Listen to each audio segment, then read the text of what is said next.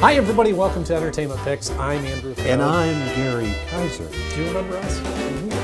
Andrew, something that that I've been doing over the past couple of years that you're aware of, I collect entertainment memorabilia. Yes. Yeah, you have quite an extensive studio. Now, my particular interest is when I was growing up and first introduced to entertainment. So you're talking about late 60s, early 70s, into the 80s. That's kind of what I gravitate to. Right. And to be quite honest with you, more towards TV than the movies. And it's interesting because that time frame, I kind of picked up where you left off. So my interest falls like in the mid 80s, early 90s, into that range. Well, if you break it into comic book type terminology for the collectibles, there's the golden age, which is from the 30s and 40s into the mid 50s. And then from the mid 50s through the 60s, early 70s is the silver age. And then when you picked it up, Teenage Ninja Turtles and all the animated things there. You're never going to get that right, are you? No, I'm not. no, but absolutely. That's the Bronze Age. Right. Okay, so late 70s through the 80s. Right. So all of these periods are very collectible, some more than others. What's interesting about any type of collectibles is that the value that's put on them is a lot of times tied to that nostalgic factor, to that personal person. Is that if you were, what's valuable to me or what I would spend my money on to collect is because it means something to my Well, you're a Batman childhood. collector.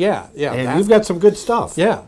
And more is coming. Right. In fact, you've provided me with some. I have provided you with when you find some those of things. that. But that's what's interesting about stuff that collecting. has no value to me. There's always and I had to reach that point when I was younger and I was collecting these things that I had this assumption that when I was collecting comic books in the 90s and I keep them all pristine and perfect. Of course. But so was everybody else. So the street value of them is not very high. But I would never get rid of them. It happened to baseball cards in the 90s as well. Yeah, exactly. Is that they provided you with so much incentive to keep them, people did. Well, now the market's flooded with them. Yeah, I mean, exactly. they're in perfect shape, but it's flooded with them. So value drops. Right, yeah. So what I brought today are LPs, and particularly motion picture LPs. Now, vinyl is making a huge comeback. Yeah. And like I told you earlier, during the break,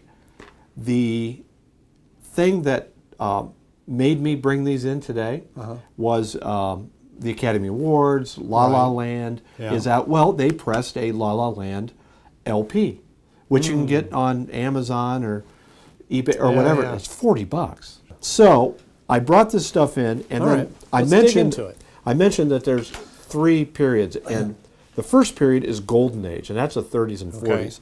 And this is an album here from the movie. What is this from? The King. It said it on the front. The King that couldn't dance. Who couldn't dance? That's the song, but it's from the movie, and it's got a comic book too. Is this just a single? Is that what it's called? Yeah, it's right here. Anyhow, it's got a whole story. Yeah. Do you remember the movie where Gene Kelly danced with Tom and Jerry? Yeah. Do you remember that? Well, this is the soundtrack to that movie right here, and this is a golden age. During the 30s and 40s. These are extremely rare. Yeah, and it's in pretty decent shape. It's a little falling apart here. Yeah. There's some tape and things like that, but these are like a storybook, and I think it was meant for children. So it does have the story, which makes it. It's got that smell. It's got that smell. Yeah. And it does make it a little bit more valuable. And then really there's the record right there. So that's bronze. And I think these kind of things are even more valuable because when they are geared towards kids, and I think that was the thing with comic books and baseball cards, is because kids used them. It was a toy. Yeah. So they'd read them to death. So but that one is to find something like this where the album is here and intact and not used as a frisbee. And it's not too bad. Yeah. All the pages are there and they're not ripped, and it's got little scenes from this was movie. either a kid that took really good care of it and put it up on a shelf, or just didn't like it. or didn't like it, or his parents Really, were like, mom, "Let's dad, have really, those." really. That's neat. That's It very is. cool. Isn't that cool? Right. Another one from the mid-50s, the movie High Society. Here's another gold. This is towards the tail end of the golden age. And another... Frank Sinatra and Bing Crosby. Bing Crosby. Yep. And Princess of Monaco, right there, who was Grace Kelly, right? These here, if you look at this album, another reason why I get these is because the album art, the cover art, is based on the movie poster. Oh, sure. That's yeah. another reason I get them. Yeah, yeah. Okay, so you were asking what gravitates. Draws you, yeah, so that's from the movie High Society and based off of the movie poster. And this is from the 50s right here, so right towards the tail end of that golden age. Nice. All right, another one, TV shows. Remember I told you TV shows? Well, here, this is kind of corny, all right?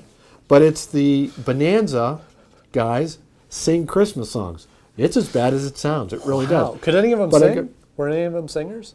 Lauren Green could. Okay. He could. I mean, he's a veteran performer. He Because I was going to say, did the three things. He could dance, sing, and act. I was going to say, a lot of those guys, a lot of the TV shows came from theater and that. Yeah, so. Lauren Green came from the theater, so he could sing, dance, and act. You know, you had to have the big The three. triple threat. Right. Yeah. So, not well, but He could do it. you know, but he could. So, based on TV shows, Bonanza's a great one there, and this is just a Christmas My dad album. loved Bonanza. Well, that's Christmas that's a on the great one. Ponderosa. Yep. Another collectible here is movies Oklahoma. based on stage plays.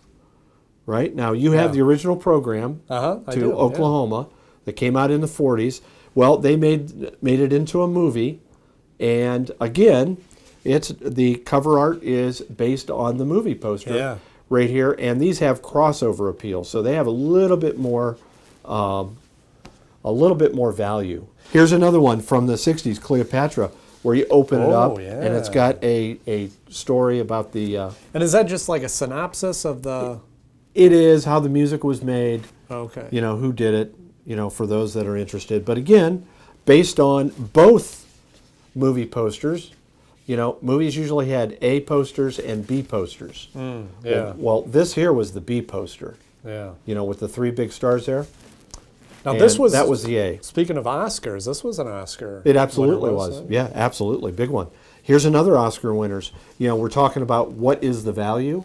You know, what increases the value? Oscar. Here's a multi-Oscar winner right here. That was now, and it was a sneaky Oscar winner because nobody thought it would do anything. No, absolutely not. But it was so good. Yeah, the movie's so good. But Rocky now. And every one of the sequels are just as good.